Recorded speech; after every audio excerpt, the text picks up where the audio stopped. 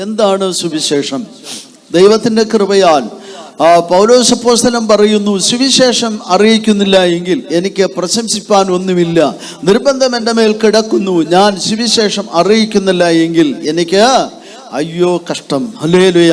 നമ്മൾ സുവിശേഷം പറയുന്നവരാകണം എന്നാണ് ദൈവം നമ്മെക്കുറിച്ച് ആഗ്രഹിക്കുന്നത്. ഈ രാത്രിയിലും ദൈവത്തിൻ്റെ കൃപയിൽ നിൽക്കുന്ന ഓരോ ദൈവത്തിലും പറയുവാനും പ്രശംസിപ്പാനും ഉള്ളത് ആ സുവിശേഷത്തിലാണ്.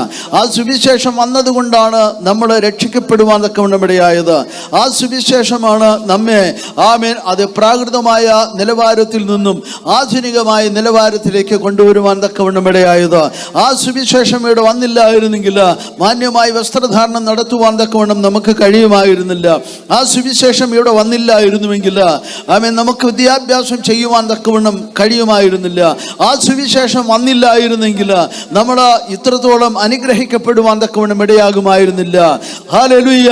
അതുകൊണ്ടാണ് സുവിശേഷം പ്രസംഗിക്കപ്പെടണം എന്ന് കർത്താവും രാജാവുമായ യേശുക്രിസ്തുവിന്റെ അപ്പോസ്തലനായ പൗലോസ് അപ്പോസ്തലൻ പറയുന്നത്. എന്താണ് സുവിശേഷം?